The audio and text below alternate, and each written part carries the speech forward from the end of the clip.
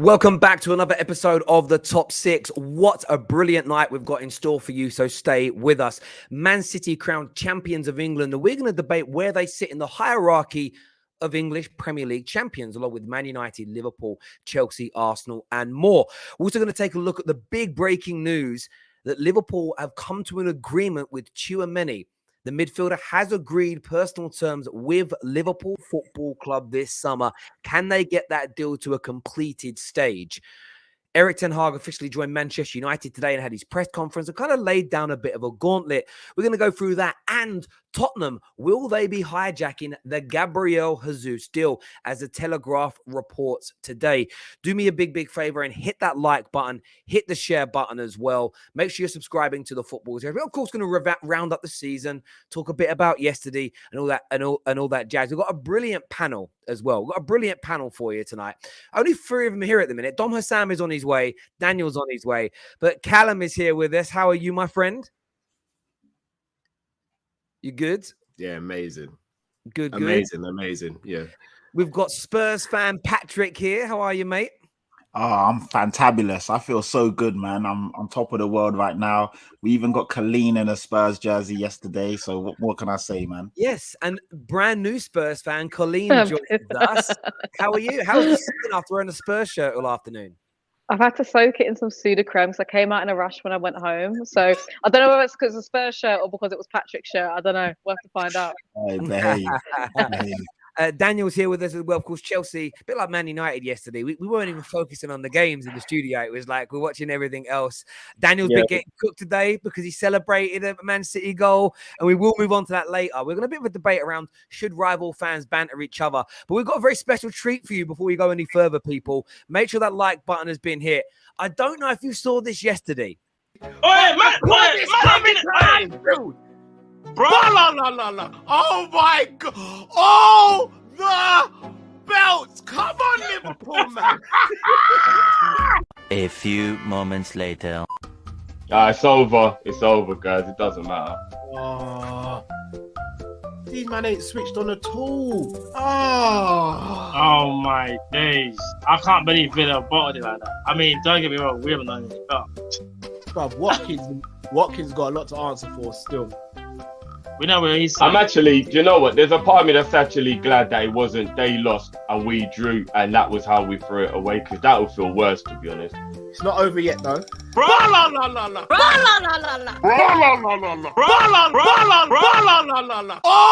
the belt.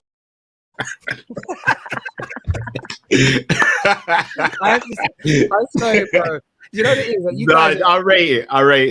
It just made me die. It just made me die yesterday. Like, I watched it, but I got home and I started watching everybody else's content for the day, and it was just like, honestly, where you were, that was me in 2012, bruv. That was me in 2012. I was singing, dancing, then Aguero happened. So I get that, bruv. But what is that? Can you all hear that noise? Can you hear a noise? 3-3. Is it 3-3? 3-3. That was my best bit of the day. That's my best bit of the day. I'm sorry, shameless. We will get onto that a little bit later. We really will. All the belts. All the belts is great. But how do you feel like 24 hours later, Cal? What's the feeling like right now? Still not great, Terry. I mean, I don't know why. I mean, I don't know what you want to hear. Horrible.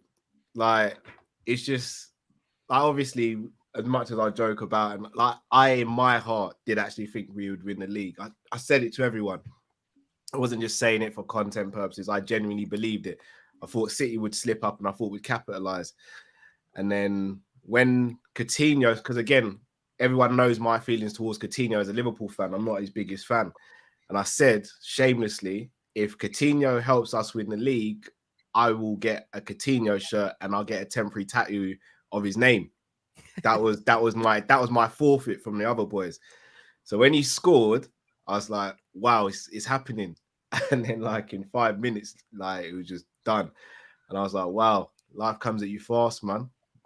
And we're here now. And you've clipped me up. Daniel's there with a smile on his face, ready to go in.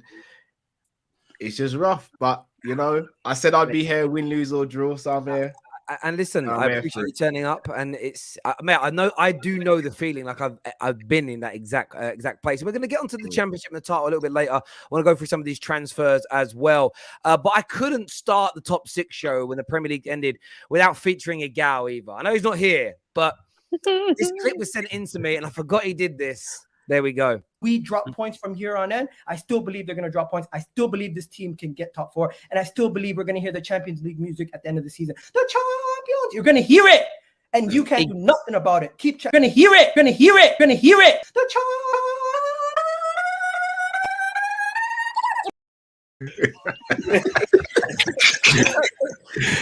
Hey, So, you're dangerous. You're dangerous with the clips, man. Yeah, you are, Terry. Yeah, clips you're are fun. dangerous. Clips are fun. But yeah, listen, it was a great end to the season. We're going to get onto each team a little bit later as well. But big transfer news today. And I wanted to get Liverpool because this kind of came out yesterday afternoon. Sometimes these transfer journalists annoy me. You're like, the biggest game of the season is about to kick off, and you release the transfer news that Liverpool have agreed terms with Tchouameni over a transfer. Like, Dom Hassan, what's your take on that? First of all, sorry for being late. Literally just came back home from work immediately and just hopped on the stream. So big up to you, big up to everyone in here. Tchouameni, we need him. We need him. We need our own Erling Haaland. You know, with all due respect, if I had a neighbor I hated and he bought a Ferrari, I'm not going to go out there and buy a Toyota. I'm going to buy a Lamborghini to piss him off. So, you know, the Tchouameni deal is something that we need to do. Perfect Klopp midfielder, in my opinion. Can play the 6, can play the 8. The defensive attributes are there. The stuff that he does on the football pitch is incredible. The stuff that we need. The age is on you know, on our side when it comes to the Tchouameni deal. I don't think he's as expensive. So, you know, we're not going to have to go and spend 100 million, 200 million to get him. So, you know, he's probably in the Liverpool budget sort of area. And, you know, there's conflicting news. Sometimes it's Madrid who have the upper hand. 5 minutes later, it's Liverpool who have the upper hand. So I'm just kind of confused scrolling through Twitter, and it seems like he's changing his mind every 5 minutes or something. But look, it would be an incredible signing. If I was in his place, even though, you know, if I put the Liverpool bias to the side, I would go to Liverpool because I think we're the second best well-run club in Europe. I think after Manchester City is first, obviously. So I think we're in a better state than Real Madrid because they do need a bit of a rebuild there. So that's what I'd say. But I'm excited and I really want him. I really do want Tchouameni. I think he should be our primary target. Yeah, I mean, could the Champions League final play a part? Because the report is Liverpool have agreed personal terms, but equally so have Real Madrid. He's agreed terms with both. Champions League, do we see it playing a pivotal part in maybe where he goes, or not so much? I think so. I think it won't play a part. I don't think so. I think his mind will be made up because this is his future, regardless of who wins the Champions League final. I don't think that plays a part in it per se, because they both are one of the bigger clubs in Europe. So in my opinion, I think whoever wins this Saturday won't sway him in a certain direction. It'll be the other stuff, the project, the blah blah blah, because that's basically, I think, maybe what younger players now are looking more at. Like projects, what do you have built for me for the future? Who's the current manager? Do you plan on changing the manager? Blah, blah, blah. It's just 100 different things. So it might play a part, but even if it does, it's just very minuscule. I don't think it's that big of a part, as in like, oh, okay, if Liverpool win, I'm going to go there. If Madrid win, I'm going to go there. I don't think it's that way at all. It just plays a small part, in my opinion. Yeah, I think it's a good bit of business. There's no doubt, and it feels like there's going to be some deals done early this window. But there almost has to be, because every single member of the top 6 is going to go all out for it. And you know, as Thomas Tuchel said, it's going to be a 5-horse race next year. He didn't mention us now, but there we go. That did make me laugh today. 5-horse race next year, and I was like, I was trying to work out who's out of it. And by the way, I don't think United will be there. But look, definitely a good signing, no doubt about it whatsoever. I wanted to kind of wait for everybody to be here. We'll talk about the other transfers a bit later. But Man City, they're champions, and where do they rank on a real level? Where are we ranking them now in terms of the hierarchy of English champions? They have 6 titles, as it were, and that's a lot. Like they have 6 Premier League titles, more than anybody else other than Manchester United. They've won 4 in the last 5 years. So they've done something that, again, only Man United won that amount in that kind of period of time. It's a colossal amount that they've won. If you sort of look at it from that point of view. No, it's true. I mean, that's where they're at. It's real. Like, where are we ranking this Man City team? Seriously now, as a Premier League team, where are they ranked? They have to be the second best, right? Yeah, they have to be. Yeah, Absolutely. Great. Yeah, 100%. Because one thing that we always talk about is it's not just like, and one thing that I like about talking football with a couple of people here as well is that we know how to distinguish single season achievements and being able to build a legacy with your team and whatnot. And obviously, a lot of our teams have got great single season achievements. Like whether you want to rank the Invincibles or something like colossal, even Liverpool's 97-point season, a 98-point season and whatnot, like Chelsea and their defensive record season, and everyone's got a season. Or sorry, before people think I'm throwing shots, Liverpool's winning the title. Not even you, Patrick, because I saw Hussam make a face. I don't know if you thought I was throwing shade. It's all right. It's all right. The shades for later. Don't worry.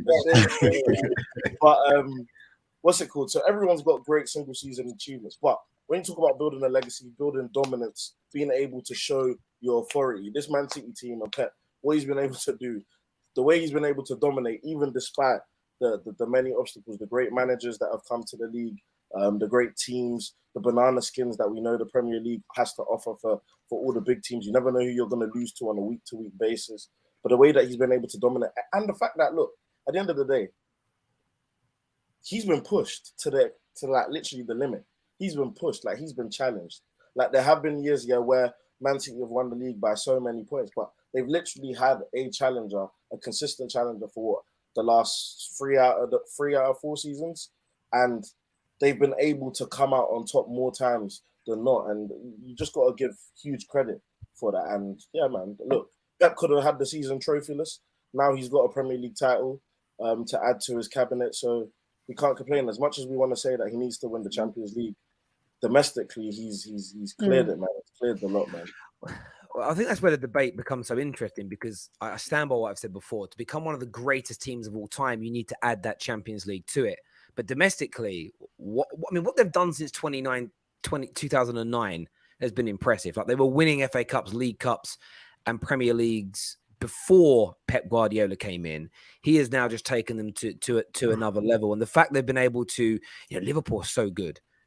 But Liverpool won 1 in the last 5 years, and they've got that stranglehold domestically, which is just out of this world. And I'm not even going to lie, when I look at this graphic, yes, they're on 6th Premier Leagues, we're on 13. But I start to worry with the direction of my football club. I start to worry in the sense of, in the next 3 to 4 years, if they end up adding the 7th and 8th, maybe a 9th, suddenly they're right around the corner. And if my club, if we don't improve and we're nowhere near winning one, we're not going to add to it. Like I remember being a kid, and I remember the famous flag at Anfield or sign at Anfield when United won their first Premier League the following season. The Liverpool fans held a flag up and it said something like "Uar Cantona, do one, come back when you've won 18 league titles." And when Man United, of course, won their 18th league title that season, I was at that away game. We all wore Cantona masks as if to represent we're back now. We've got the same as you. But that was sort of like a 15, 20-year period, if that makes sense. And we caught up. A lot of Man United fans will sit there, and a lot of rivals would have said a few years back, City, though, they're small, take them years to catch us. Domestically, they're there or thereabouts. They're not that far behind. And then you start moving into the wider conversation, because you look at overall league titles. Yes, they're some way behind Man United and Liverpool, but they'll be closing in on Arsenal really soon, who are, I think, Arsenal the 3rd most successful team domestically. Like, it won't take long and if this continues. And some of our clubs sitting here, Arsenal, Man United especially, have got to step up, really have got to step up. Mm. Sorry, you're on mute, Hussam, if you're speaking. Sorry. No, I'm not. I thought Colleen was going to step in there because you mentioned Arsenal. I thought that was the perfect segue. But, I don't like doing this Premier League bullshit for 2 reasons. Number one, football existed before 1992. Second of all, when Manchester City compete in the Champions League, they do not turn into a different club called Manchester Blue. It's the same club with the same manager, with the same players. So, you know, I'm going to hold that against them 100%. The greatest English team of all time, of course, is the Liverpool from 1977 until 1984. Absolutely dominated both domestically and in Europe. So until Manchester City can win 4 Champions League titles in 7 years whilst winning league titles and winning FA Cups and winning Carabao Cups and winning, you know, both domestic and Champions League, I don't think they could speak to any of these clubs. As of today, you know, they can have that moment.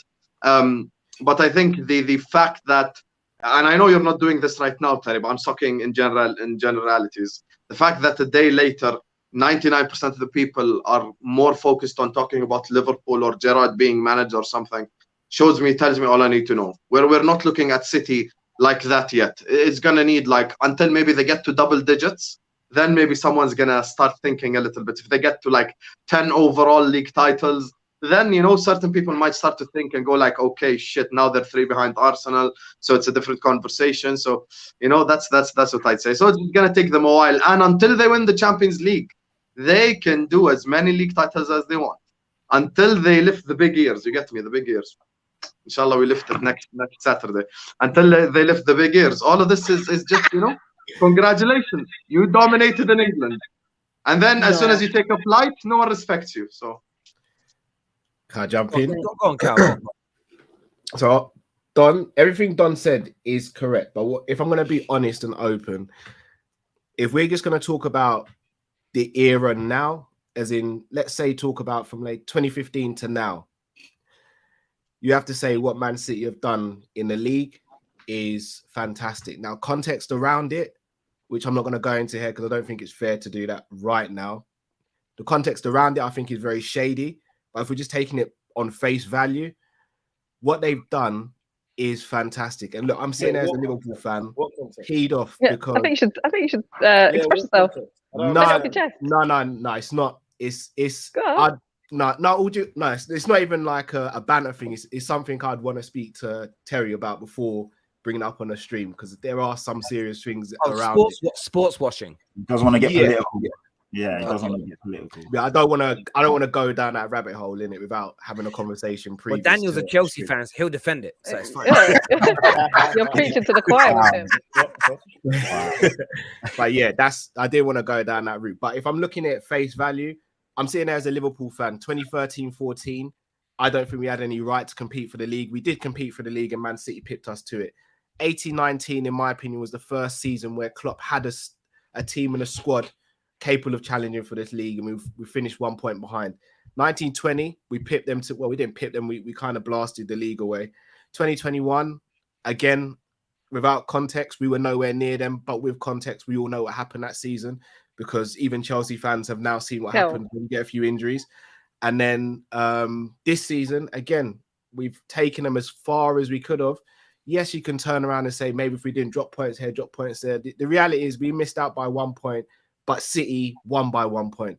So I'm not going to sit here and say I love Manchester City, love what they do, but I have to respect it. I have to respect that on a football pitch, when Klopp and Pep go at it, whether it be over a course of 90 minutes or a course of a season, the only team that can touch each other is each other. Like, we don't, with all due respect, we don't worry about the other teams like that. Maybe in a 90-minute game we do, but over the course of the season, I can't sit here and say I worried about Man U once. I don't think I worried about Arsenal once. Didn't worry about Chelsea once.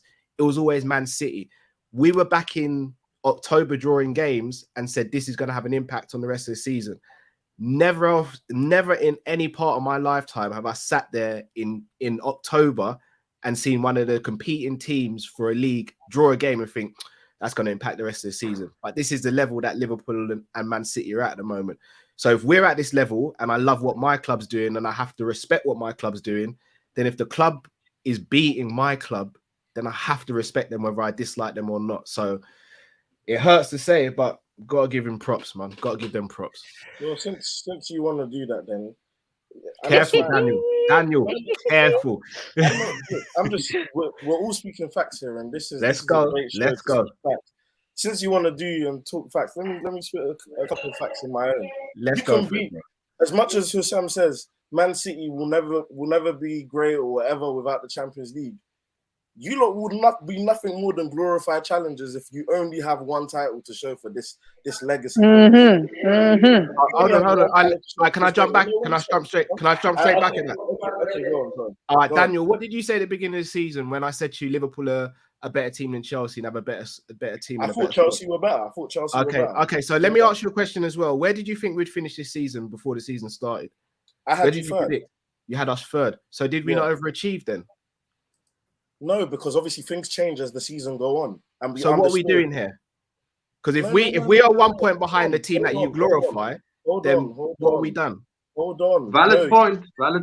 It's not valid because the point that I'm trying to make is that where did you have you guys finishing at the beginning of the season? I had us at the very beginning of the season. I said second. Exactly. So you thought that you'd be another glorified challenger because year in year out you've either thought that one sec. Let me land.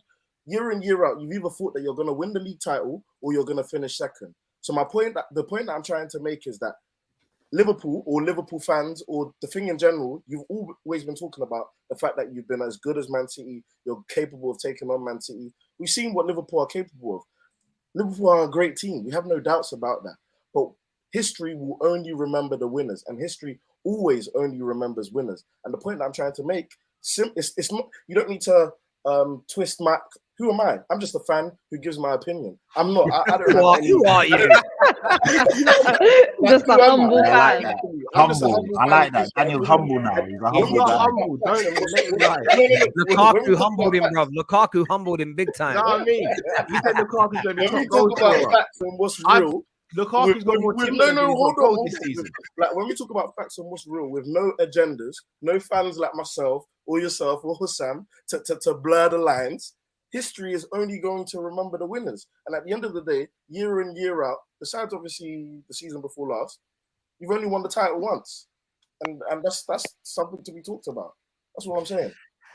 Cool. Look, I think again, in terms of history, it's absolutely true that Liverpool have only done that. And Liverpool fans will always remember this because I remember the years where we came close. I remember where we had to beat West Ham on the final day of the season. I remember, of course, everyone remembers the Aguero moment. People forget that we were 1 point behind Chelsea from winning 4 on the bounce. Only Man United fans remember that. No one else. No one cares about the fact that season we lost Rio and Vidic for the vast majority of the campaign. But in terms of the greatness, is where this stems from. Like City just need respect, and I know that there is talks, and one of the super chats that came through was very much along those lines. Around, I want to make sure I put it up. I don't want to. It says, "Don't brush over the dodgy accounts." Now, maybe there is, and we certainly know that some of the evidence was time barred. I'm someone that's intrigued to see what this looks like with Man City, and City fans don't like it being discussed because they think you're trying to like drag them over the coals. But equally, if you're not operating within the restraints of the law of the game, then I think football fans have a right to know if they cheated and cooked the books back then to put themselves into a sort of different kind of position, as it were. Weird comment here. It says Man City get relegated within 3 years. Remember this? Okay. Dreaming. KC says Liverpool was torn apart by Flamengo like what Latin teams did to the European teams in the Champions League era. All the best players are in Europe, not the case during the European Cup. Are we saying historically there were better players left in South America than when did we get ripped apart by Flamengo? I don't know. I don't know the history of that one. That sounds like a lie to me. No. 1984, the Club World Cup final. We lost to Flamengo. We lost in the Club World Cup final. So hold on, we're going back how many years to make a point about? No, listen, that's better for us. Did you not go back that far? Wait, did you not just go back? No. You went back to the 70s a minute ago. No, not me. I'm just asking, how can you say that the best players play in Europe don't play in Europe today and base it on a comment? No, I think that comment was related to Dom Hussam. I think he may have said that the best team like ever was in the 70s. Yeah, that's what it was. I think that's what you're talking about. I've come with smoke today, I think, look, until anything's proven about Man City, I think Man City need their respect. I think Man City need to be respected for what they've done and for what they've achieved. If it turns out they've cheated, then we have another conversation about it. But until the facts come out and we know everything about it, we can speculate. We can. But we already know that, though, Terry. Yeah, we kind of do. we need to see it, don't we? Like, at the end of the day, like there's accusations about asthma at your club, and there's certain drugs you can take. 60% of your squad.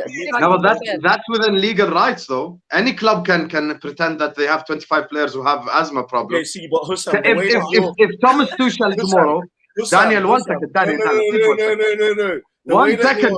If Thomas Tuchel tomorrow wanted 25 asthma inhalers for his 25-man squad, I wouldn't give a shit. Let them all take the asthma inhaler. No, but the point I'm making is the way that you're being a bit candid and a bit sly about that is the same way Man City fans are going to tell you it were time barred, we can't see the documents and da-di-da-di-da. That is true. Like, everyone's going to have that. Do you know what I mean? So it's not Man City's fault. Man City got you. They used the loophole. That's what they did. So you're blaming us for Man City? No, I'm not blaming Man City. That's what I'm saying. It's not Man City's fault. I'm saying they used the loophole in the system. It's the FA's fault. It's UEFA's fault. That's whose fault it is for allowing that to happen. It can be like, Daniel, you own your own club, and then you sponsor your own club using a company that you own your club with, and then you pump in money from your company into your club, even though you're the same owner. One of the funniest things is the company is putting in millions a year. They don't offer any services. They don't have any products. They don't have any offices. They just run out of a PO box in London, and they pump millions of pounds a year. Like, those are the things where I just want some more. Even if whether guilty or innocent, I just want that to be explained to me, because I don't get it. That's like I don't know if you lot have been seeing the videos recently, and obviously I'm just spitting out what has already been put out into the public, but the sweet shops in Oxford Street that they're saying are being used for crazy stuff, because you realize you never see anyone in those stores, but you'd see about 6 of them on the street. Like the American sweets they sell, and all literally, basically. Bro, it's the same as when you get 6 chicken shops in a row. You know what they're doing in them chicken shops, bro? It's about chicken. It's about what, you know what I mean? They're laundries. Their laundries is what they be, allegedly. But we digress. I wanted to move this on a little bit. We know how great City are. I think City have had their props.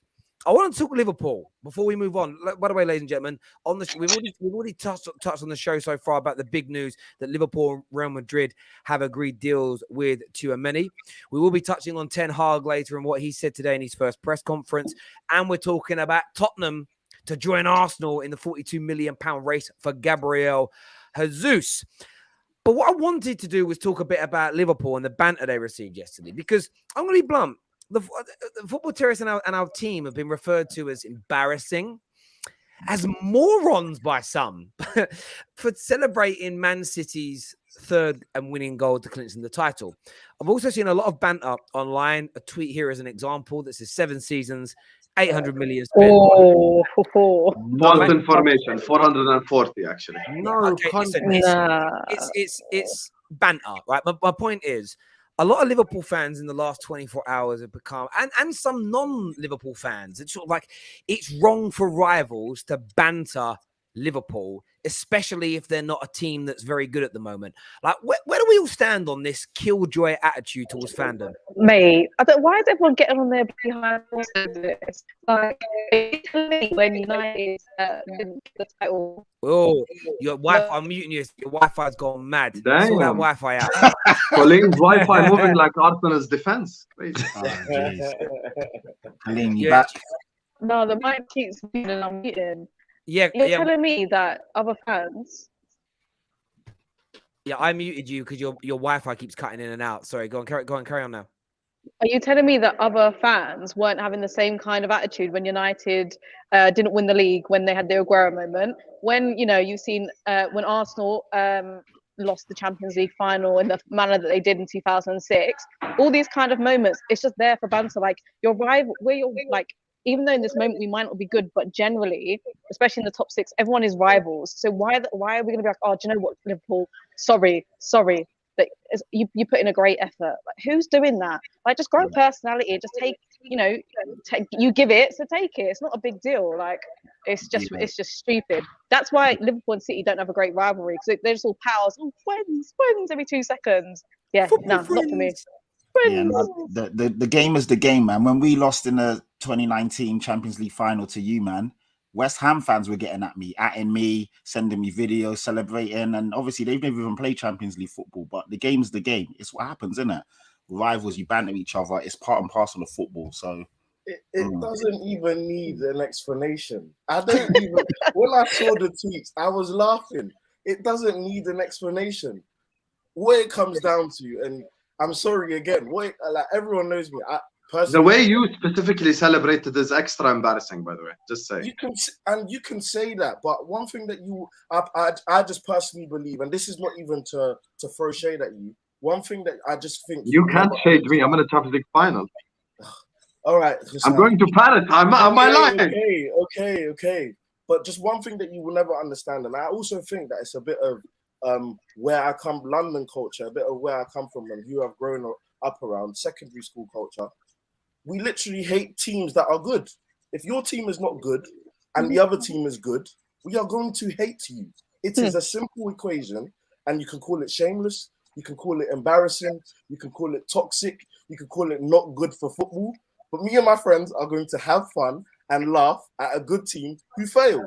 Simple as. Liverpool were never really in control of the title race. And when you think about it, everyone more often, like the Liverpool are going to win the league was more so to do with Man City slipping up. Liverpool were never really in control of the title race. And they were great challengers, if we want to be very honest about it. They were great. They made it a race. They made it interesting. They made it entertaining. We're still going to laugh at them. Like, of course we're going to laugh at them. Because we can. And we know that it will trigger everyone. It will trigger the Liverpool fans. It will trigger whoever's in that situation to get the best out of the possible situation.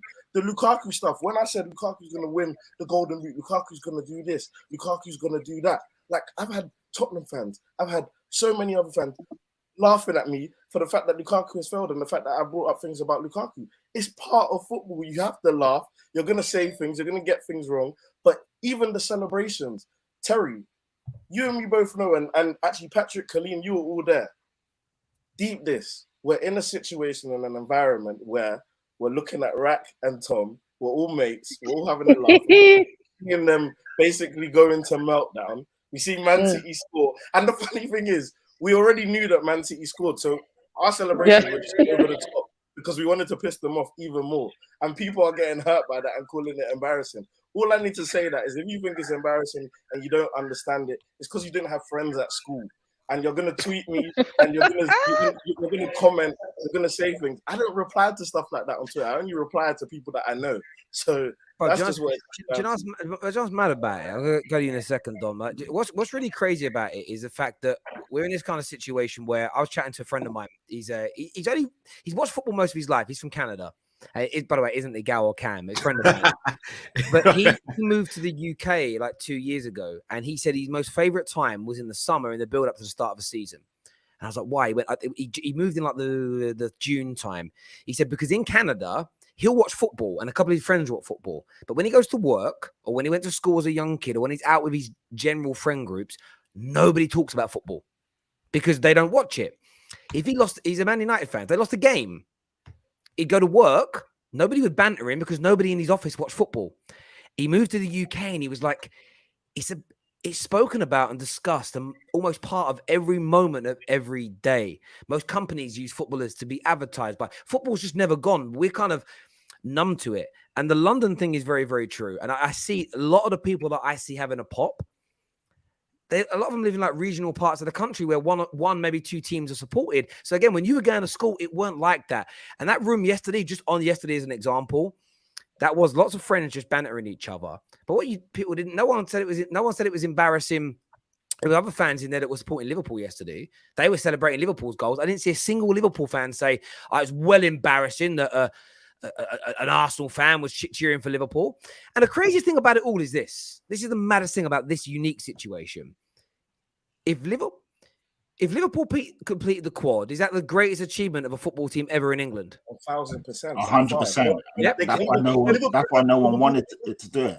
That's why no one wanted to even disband for a year and have a break from football. Yeah, so it's the greatest achievement ever. So if they do it, it means that another club has the greatest achievement of all time, which is probably never going to be matched. So why would any rival team be happy or even neutral to it happening? It means Liverpool, and I'm going to use an old-fashioned computer term, would have clocked football. So why would you not celebrate them? It's so weird to me that people think it's strange to not celebrate that.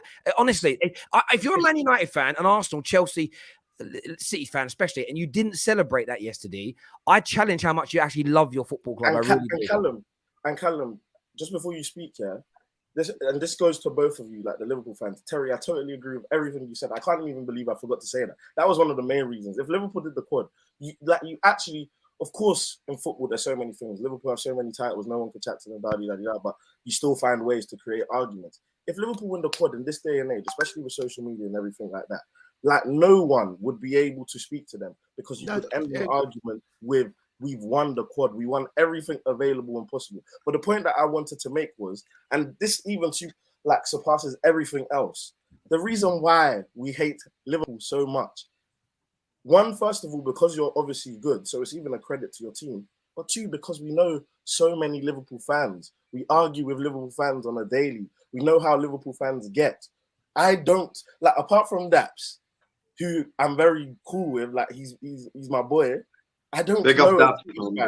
I don't know a City fan. Other than that, Other than Dax and Yan, and I only know them because of this podcasting thing. I don't know a City fan. I've never met a Man City fan in my life. Never. This is what I was going to say.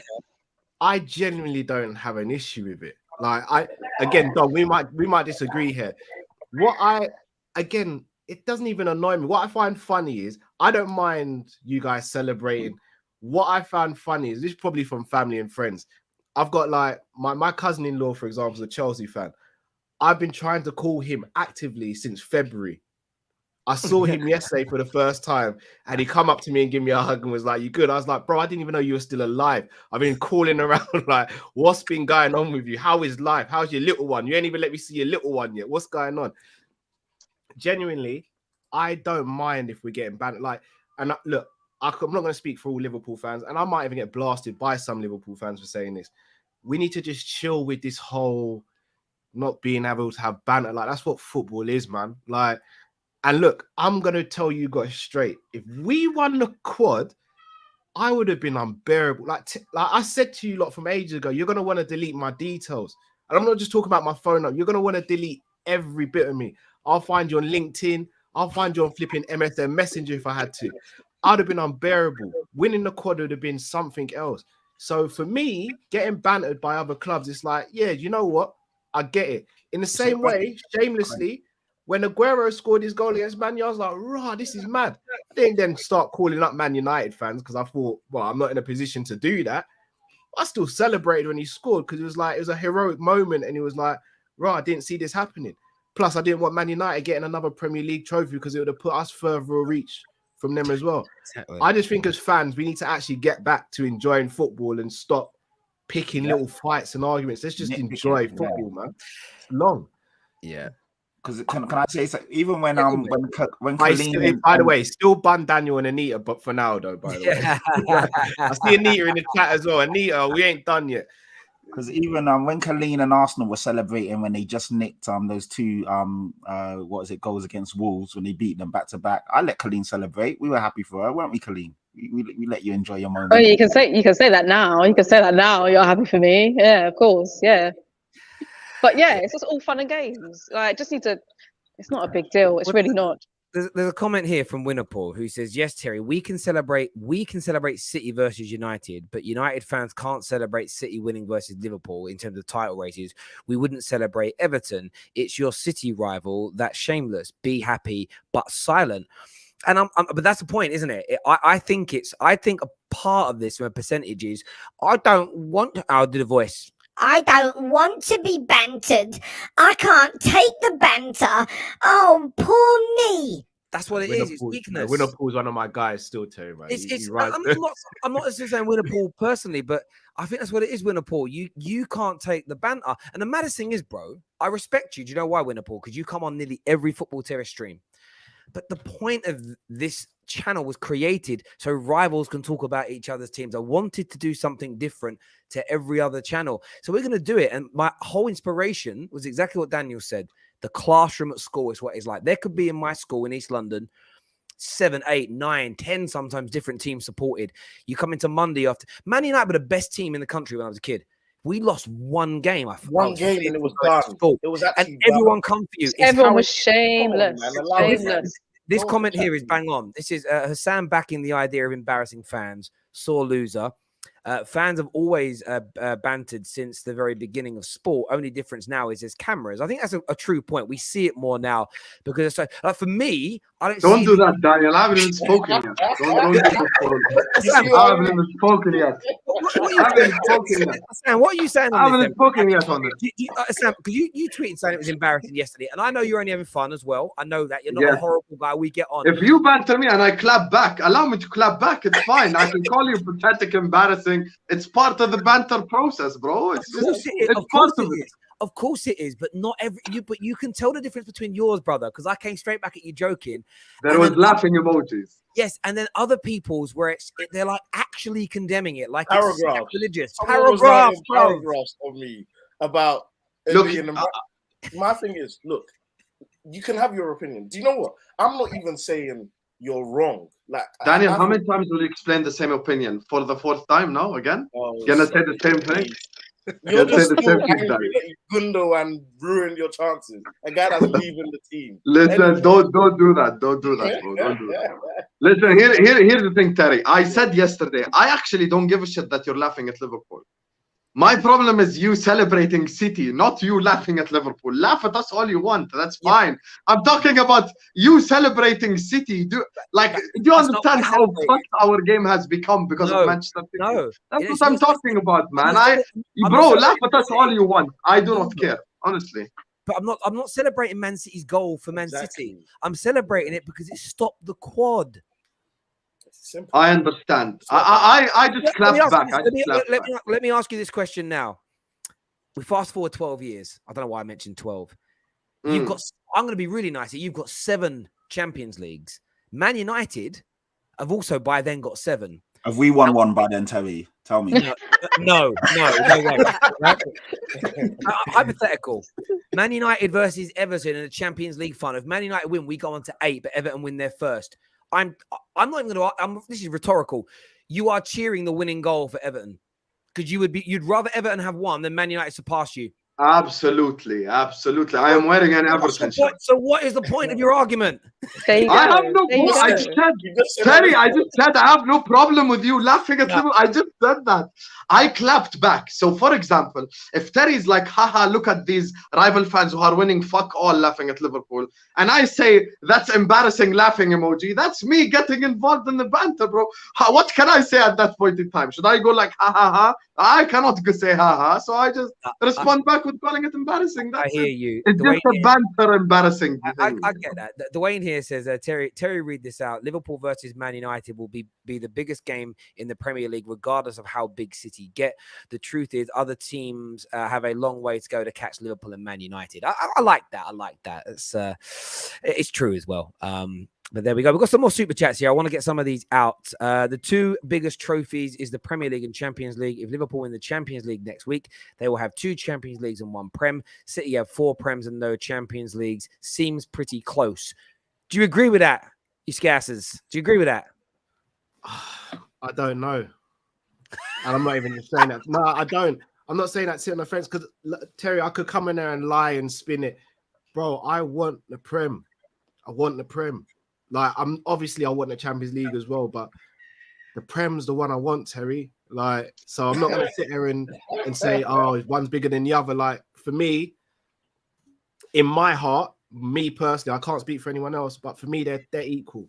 So if they're equal, Pep's got 4, we've got 3. Again, you got to say slightly edges to them. Again, maybe variety. You look at the fact that Klopp would have won everything and Pep hasn't won the Champions League. Maybe you can use that to maybe add sort of elements to the argument. But I want the Prem to. I want it. I hear that. We have the audacity. Sorry, we have the audacity to banter Liverpool as they bantered us back in 2012 when they after the Aguero moment. And someone pointed out to me yesterday that season Liverpool finished with less points than Man United this year. Like the Liverpool were really bad back then. I forgot. Aguero. Rivals bantering each other is part of the game. As a Man United fan, I never want Liverpool, City, or Arsenal to win anything. Absolutely. I agree with that one. How long will Spurs fans banter Arsenal fans after what happened between their teams in this season? Just until Jan, when they're back in the Europa League with us. So they've got until Jan. Stop that. When we're in the Champions League, we never slip down to the Europa. I don't know what that's about. We go to the knockout. We'll see. Conte tax, isn't it? He doesn't like European competition. Wait, no, but he doesn't. Have you ever We're going to Europa League. She's right. I'm gonna be real. No, we ain't. I heard Antonio Conte voted Brexit. He don't like Europe. Just a rumor. Only team that should be relevant to Liverpool at this point in time is City until United, Chelsea, Arsenal, and Tottenham start actually challenging as well. Relevant in terms of being called title contenders, yes, but I mean this with all due respect, Jamrock. You're not going to stop people from bantering you. Like, I mean, I've even seen people do this before on socials. Someone will be involved in a debate. Like, who do you support, though? I support Berry. What do you know about football then? I also think there's this element with some fans. They think if their team's successful, their knowledge of the game is better. It's a 100%, but it's very strange. As a fan of Chelsea, I want all the bad things in the world to happen to my rival clubs and their clubs only. That's the nature of fandom. Grow a pair is what C has got to say. Well said. Liverpool fans, please enjoy this banter. If we get bantered for not winning a quad, it shows our standards. Don't forget, between 2007 and 2015, we were so in the mud. It just is. If you're getting bantered, right. Weird, for me, it's almost like missing the point here. Brilliant. I want to be hated again. I want to hate Man United. Terry, my Wi-Fi now. My Wi-Fi are working overtime. The Liverpool fans are working overtime. Big up Liverpool. I know it's you as well. Yeah. Am I back now? Can you hear me? Yeah, you're back. Yeah, it's this time of the day in the house. The kids are probably downloading Frozen for the 400th time today. Josh here says it was a bad day for Liverpool fans. Not only did their Slippy G cost them the league again, but they fell for the 3-3 rumor at Anfield. That actually was quite a funny moment, I suppose, if you're a rival. City, you know what's really funny? Arsenal in the Europa League. That's what I find really funny. I love the fact that we lost yesterday and Brighton saved us. You know what I mean? Moisey, I was well happy. It's a tune. What are you talking about? It's a top. It is a classic, tune, right? Amazing. Thursday nights. It's great for content. And that means I've got 3 days in the middle of the week to do match reactions. I'm very happy. City have set the standard around 95 plus points. Yes, they have. There's no doubt about that whatsoever. We will go back to some more super chats a little bit later on the show. Keep them coming. I want to speak. Obviously, Arsenal and Spurs, we're kind of done that in terms of we know where that is. But there's a big story circulating today, and I want to get your takes on it from both sides. The story is that Spurs are going to come in and try and hijack the Gabriel Jesus move. Now, a lot of Arsenal fans are saying, no, Champions League football wasn't important in the deal, and this is true. But Spurs looking to come in and get him. First question is, do you want him, Patrick? And secondly, can you pip Arsenal to him? Yes and yes. Of course, we can pip Arsenal to him. We're the bigger club, more attractive. Patrick, behave. Behave. And no, it's not even banter. This is serious, and we got better players. I mean, if you look at if you're Gabriel Jesus and you got a chance of playing with Saka, Smith, or Martinelli, or you can team up with Son and Kane. Who are you going with? You're going with Son and Kane all day long. Yeah, Tottenham is not the bigger club. It's the bigger club right now. You're in a good moment right now. It's the more attractive club. And it's you're not a bigger club. Doesn't matter if we're big. That's what you said. You said that. You just said. You didn't say more that, attractive, whatever. Don't try and catch you on a technicality. At the end of the day, that's what you said. Would rather come to Tottenham right now. That's what I think. I'll take him all day long, Terry. Proven baller. He's done it all. He scores good goals, and he can play across the front three as well. So he's interchangeable and gives us a bit of depth, and we can mix it up. Yeah, if we want to compete on all fronts, and push further in the league. Get to the knockout stages of the Champions League, which you lot say you want to do. We need more quality. So yeah, I'll take him all day long. Nah. What I've heard all day, Cole, what I've heard all day from Arsenal fans is almost no, like he wants regular first team football. So why would he join Spurs over us as an example. Do you agree, or is there an element of fear that with Conte, Champions League football, Harry Kane saying he's going to stay, could that be a more attractive proposition for Gabriel Jesus at this time?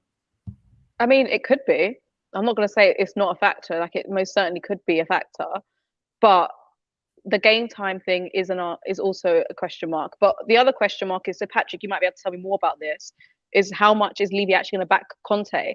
Because we've always heard from Tottenham fans especially, that they feel like Levy's quite tight. So it's not just your Gabriel Jesus, it's everything else that you want as well. Is he a priority of what you want? I think he would definitely strengthen Tottenham, and I think it is a decision for him to make. But if he wants regular football, we ain't got a striker. He walks straight in. He's got no competition. He'll play 40 odd 50 games for us if he wants. Does he want to play Europa though? Does he want to downgrade? That's the question you got to ask him in his camp. So, downgrade for 6 months, babe. You'll be with us in January. I'm not sure what you're kidding. So there's a few factors that determine what's going to happen. But I do think the backing that Conte is going to get is a big factor. Is that a priority for you guys? Because I mean, you've always said that he doesn't really back you guys. Conte will get backed. I fully believe that. He wouldn't have went all out to get that. Levy will back Conte. I don't think he would have brought him in when he did. Obviously, he strengthened in January in terms of the signings were fantastic in the end. Kulusevski and Bentancur definitely made that difference. And I believe he will back him. I really do. There's no way out. If he doesn't, he's finished. He has to. We got Champions League football. Conte did his part of the bargain. Now Daniel Levy has to do the rest.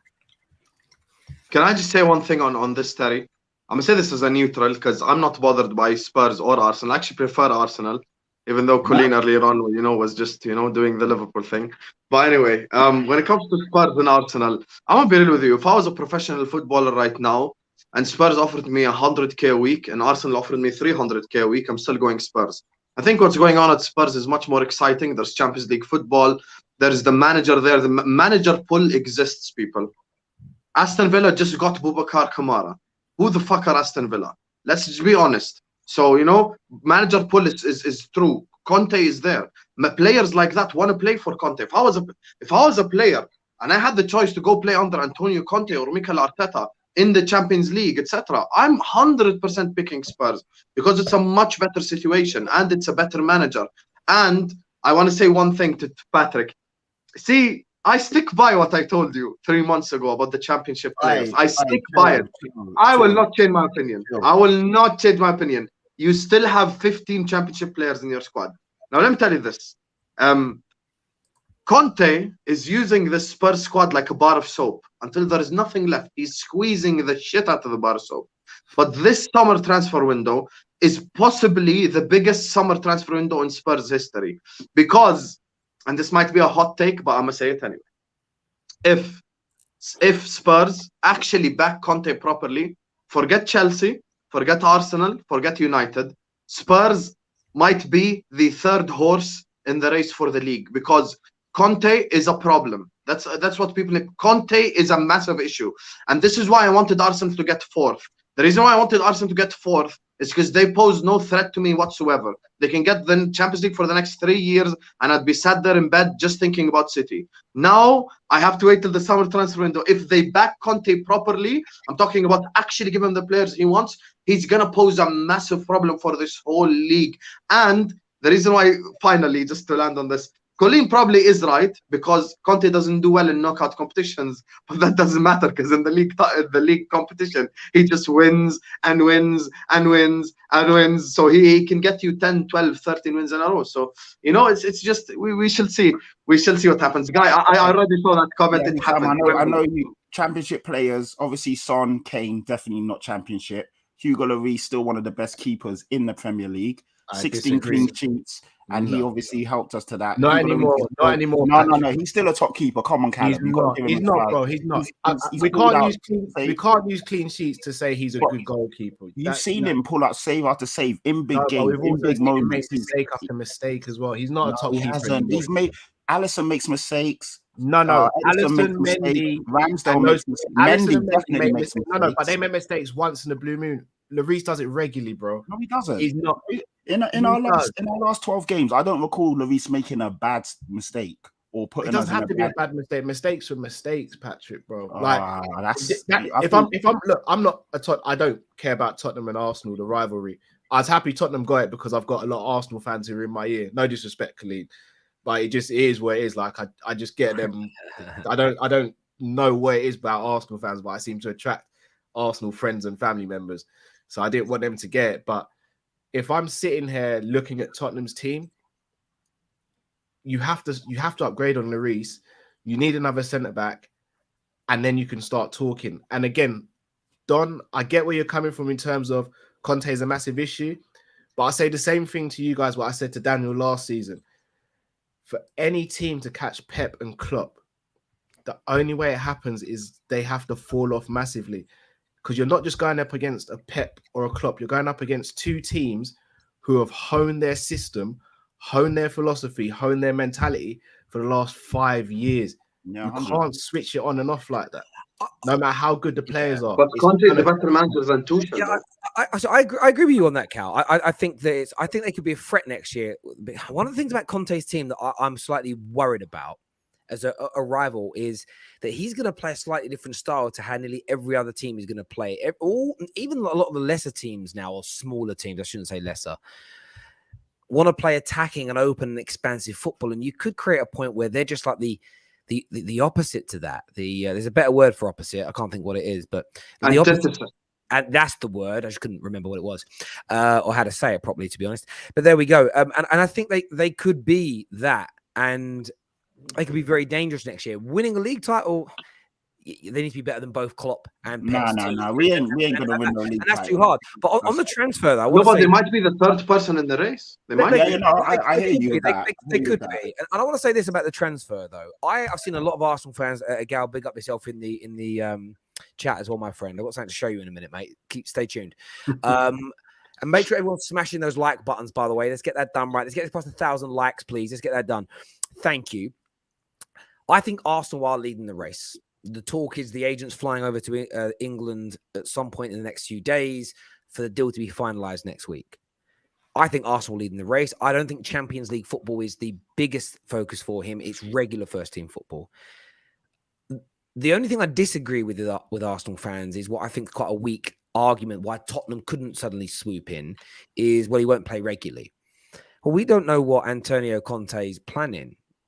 Harry Kane has spent a large proportion of the season dropping into the hole, which back in the day was called a support striker or a kind of quote-unquote number 10. I don't really care for the technical term. He ain't playing on the shoulder number 9 football at the moment.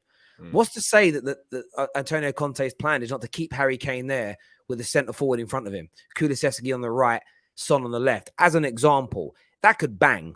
If that's the plan, if for instance that is the plan, we're going to bring a top-class midfielder in to partner Bentancur, and that's going to be the majority of our games that we play. That's the formation we're going with. And Gabriel Jesus, we want you to be the main striker with Harry Kane supporting you. Why would he not consider it? Like, for me to say he wouldn't consider that is a madness. So I think Arsenal will lead in the race. I think Arsenal will get it done.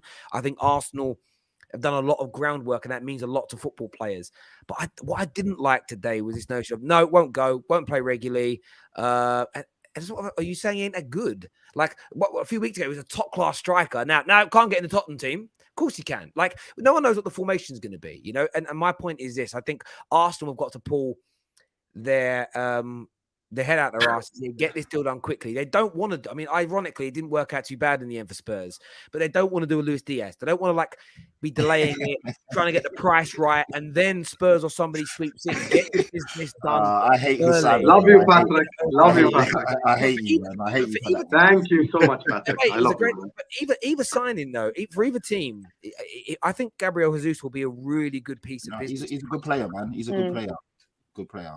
Premier League proven as well, which I think I wouldn't overlook, and be intriguing to see what he does playing regularly, because no one really plays regularly for City. If that makes, there's a handful that play every game, and a lot get rotated. But I still think Arsenal are still the favourites with the bookies. They're still leading the race. But the fact that Spurs have kind of come in the 11th hour, yes, Cal, go on, bro. Sorry, question to Colleen, because you'll obviously watch Arsenal more than me. Obviously, I rate him, Jesus. If anyone doesn't rate Jesus, they're kind of just being a little salty about it. But does he actually work with your system? Because obviously Odegaard for me, it's been very good this season. Saka and Martinelli are what they are, very good. But does he do enough to complement their games? Will it actually help you, or will he just be another name signing that you guys have and you won't get the best out of it? I mean, I think it depends on how Arteta wants to play, because he's kind of tinkered around a little bit. He's tinkered around with a false nine, and we all know that Gabriel Jesus is quite versatile across the front three, and we are very, very, very limited. So I don't think we'll necessarily play one way with Gabriel Jesus. I can see him a lot of the times coming into rotation and going out wide. I think he prefers going through the middle generally. But if he does come to Arsenal, I don't think it will be the case. I don't think he'll literally be our out and out centre forward, if you like. I can see him definitely dropping more into more of a false nine, or out being the rotation out on the wing, because Arsenal need to sign two strikers of two different profiles. So I think that's where we're going to get a little bit more creative, because we've seen him. Sorry. See him try. That's what we've seen Arteta try to do, but fail because we don't have the personnel. Yeah, because that's what I like. Again, obviously, you know your club better than I do. I'd have thought it'd have been maybe better going for like someone of the Giroud type of mode, not exactly like Giroud, but someone who can hold up the ball and bring the others into play rather than. We need that. We need that as well. We can't afford to get one striker. We have to get two. Come on, man. I saw a guy today tweet, and he said something along the lines of, "I don't mind Calvert-Lewin as a player, but I don't want any more Bellerin vibes." I think they talk about his dress sense. I was like, definitely talking about that. Definitely. That made me die.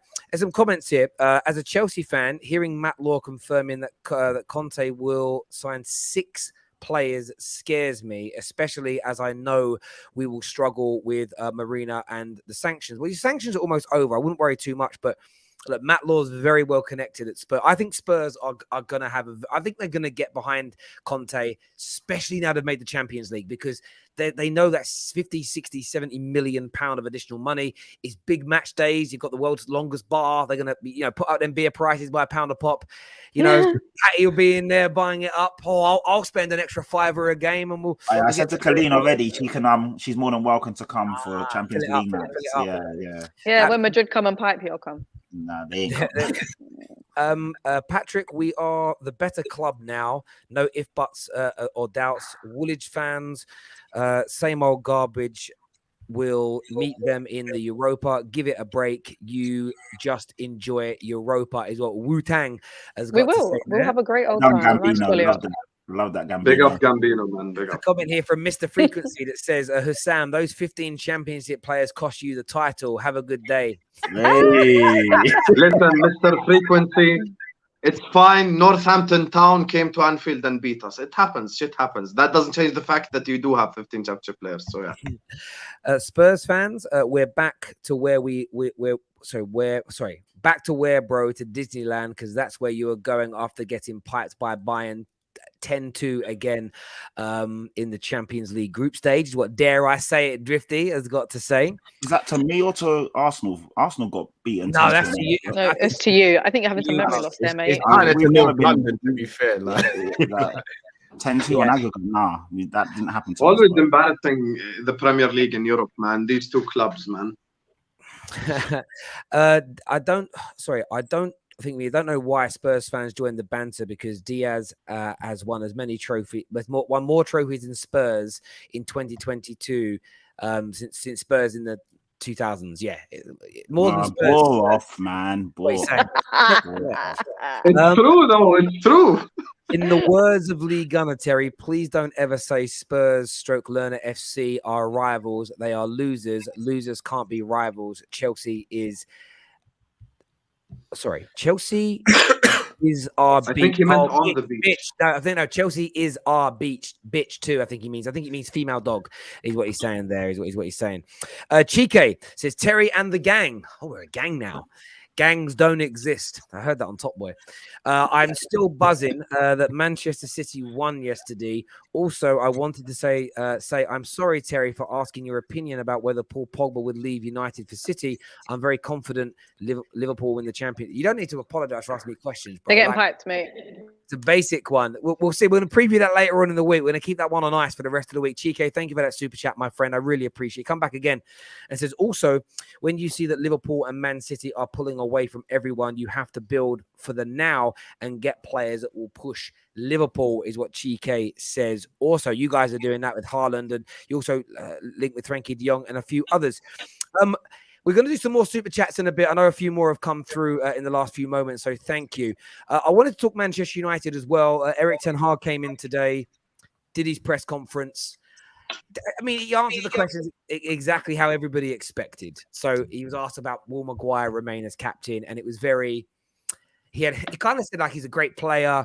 He had a good year. He had some good moments. It's almost like, bruv, have you ever seen someone do a match review and they haven't watched the game before and they get it all wrong? It felt a bit like that. He just answered things. He kind of spoke about, he knows how good City and Liverpool are, but all dynasties come to an end, or all eras come to an end, and we're going to work hard. He didn't say too much to me that was outside of the norm. I see a lot of United fans buzzing, and oh, he sounds great.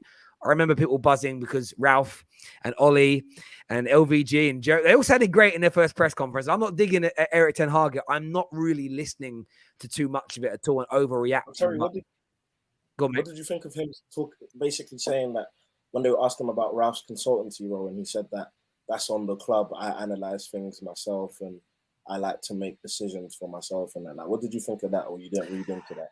Yeah, I mean, I've got to watch it back and listen. Tone of voice is key for me. I just think it's almost along the lines of, I think he gave very basic answers because they were already trying to ask him, when's he going to win the Premier League with Man United? And you can already tell the questions now are to set up stories for the future.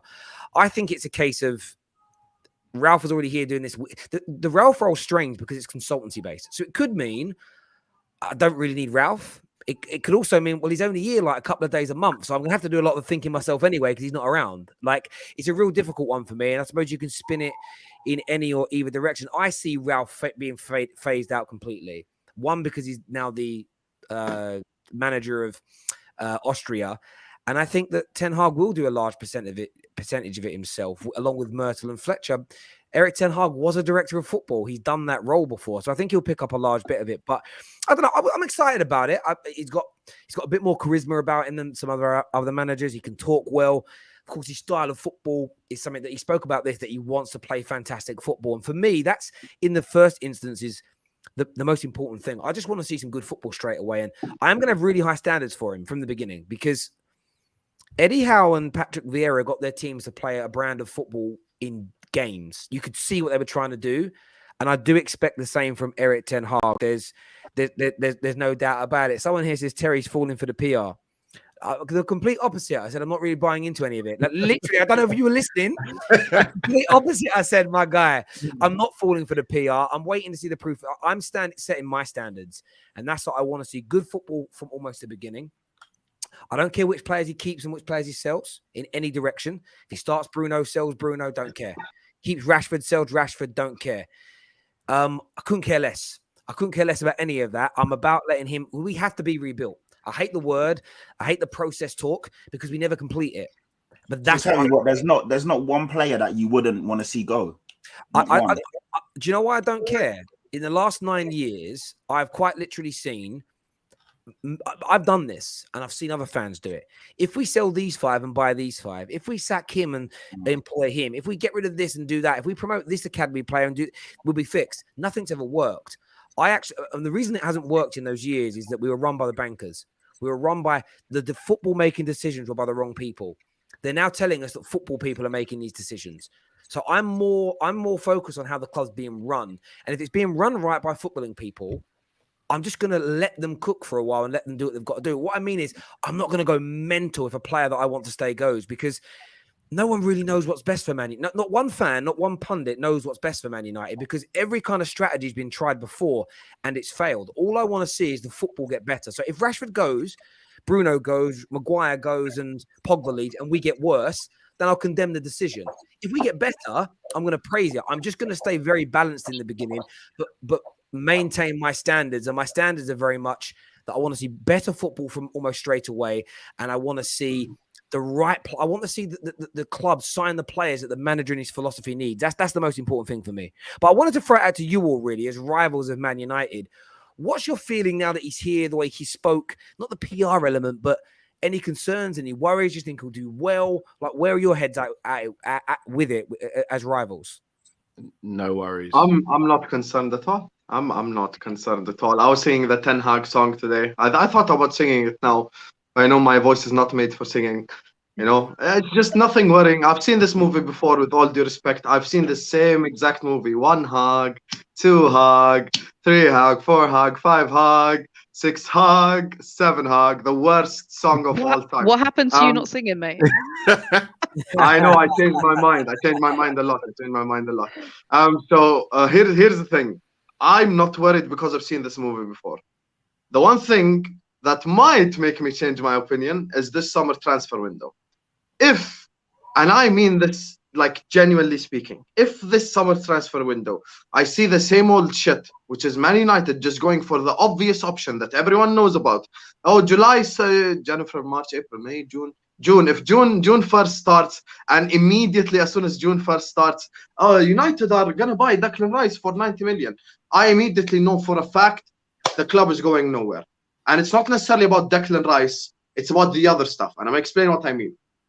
Man United now, the reason why Ralf Rangnick being upstairs makes sense and Ten Hag being there makes sense is they're supposed to sign the player for 7 million from the Bundesliga that no one knows about, that comes in, makes an impact, makes a difference, and improves their club without spending that much money on one player that everyone knows about.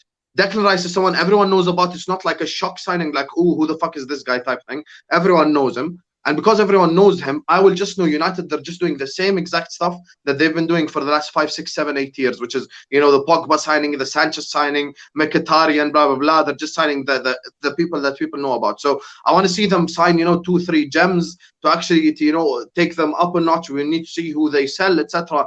But I said this before and I'll say it again. I feel like, and I know Terry is not in that category, but a lot of Man United fans don't actually realize the size of the rebuild that this man has got to do. Like, if he's bald now, it's going to be worse for him. The size of the rebuild is as follows. There's 10 players.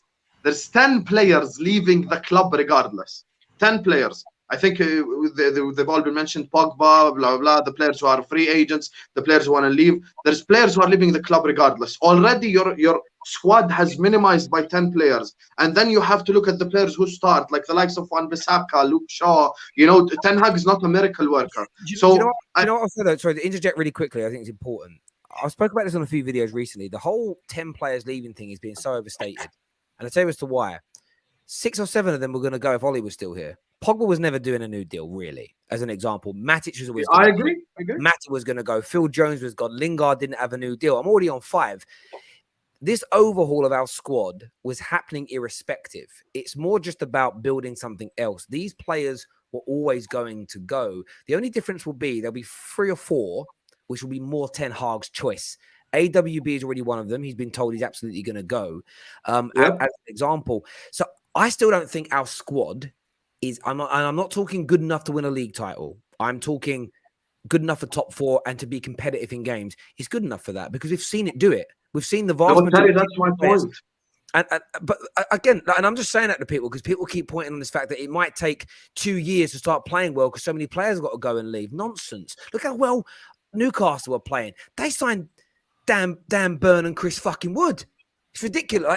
Football fans are stupid sometimes. It annoys me. Like, we should be playing better football from the beginning. Terry, what did you think about the Glazers comment? What, they always spend the money? Yeah, our money.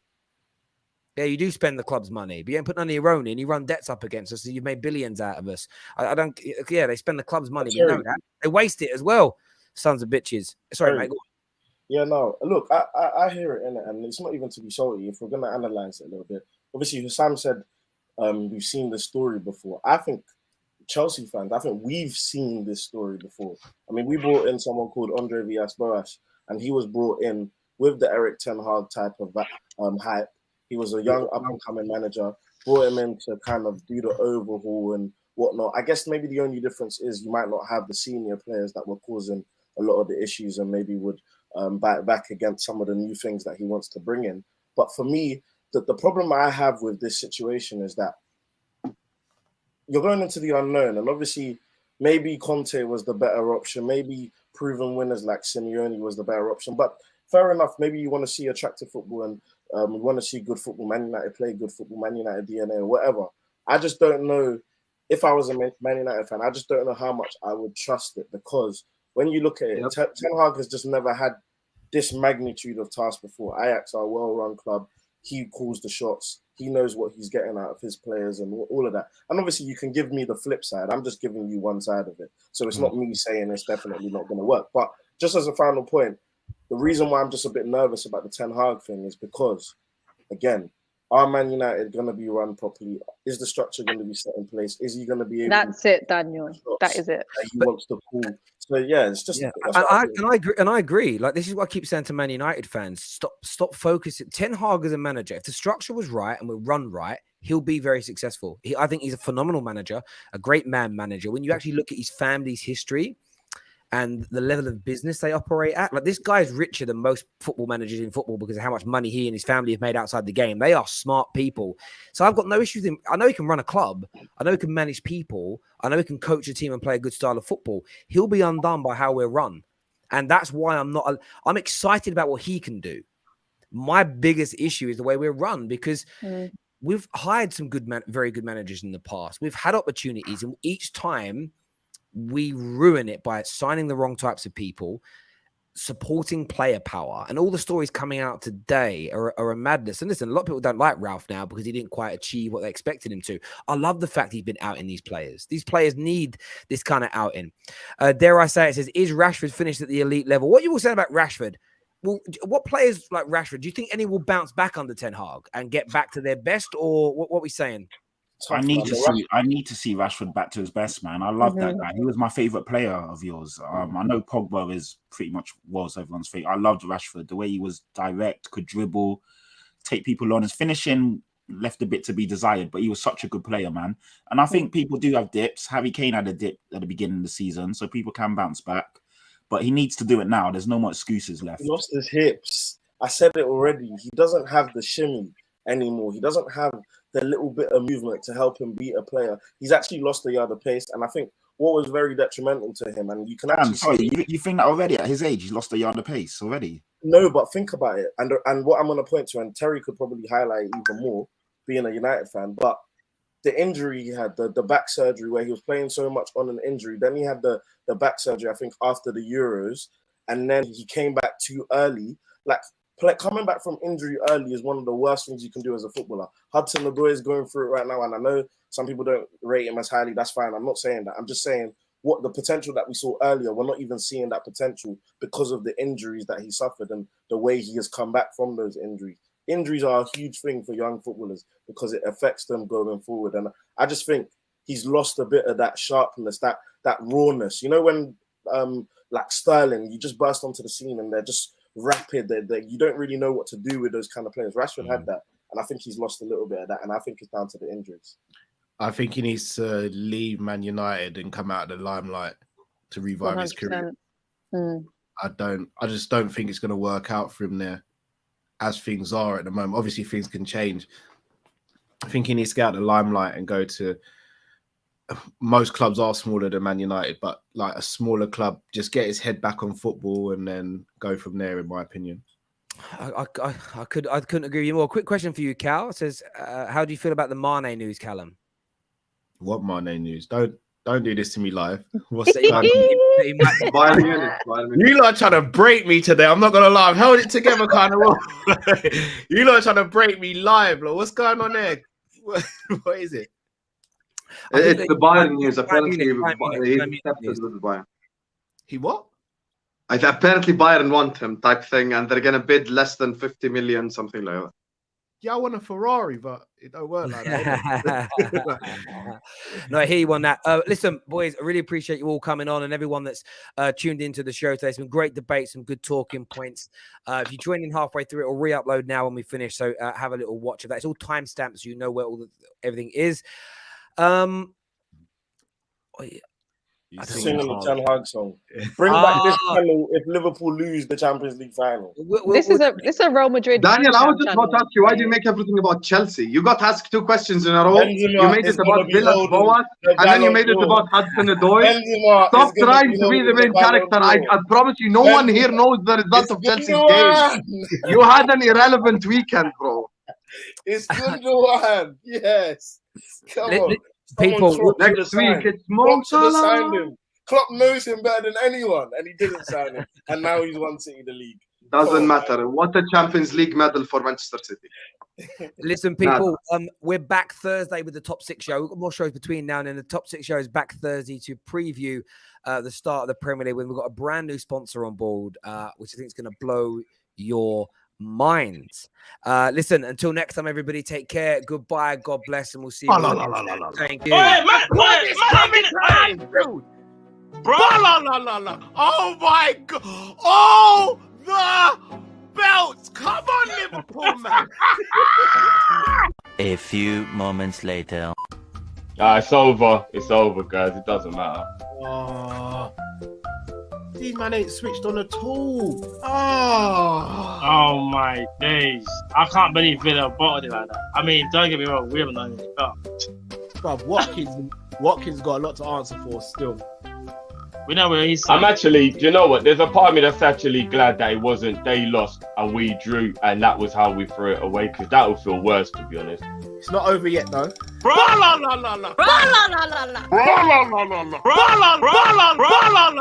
Oh, the belt! Yeah, I haven't actually ended the stream yet. I haven't ended the stream yet because I promised the gal, I think you're still watching it, we'd go out on his. Ready to go. We're going out on you, Gal. We're going out on you, top man. We drop points from here on in. I still believe they're going to drop points. I still believe this team can get top 4. And I still believe we're going to hear the Champions League music at the end of the season. The champions! You're going to hear it. And you can't do nothing about it. Keep going to hear it. Going to hear it. Going to hear it. The champions!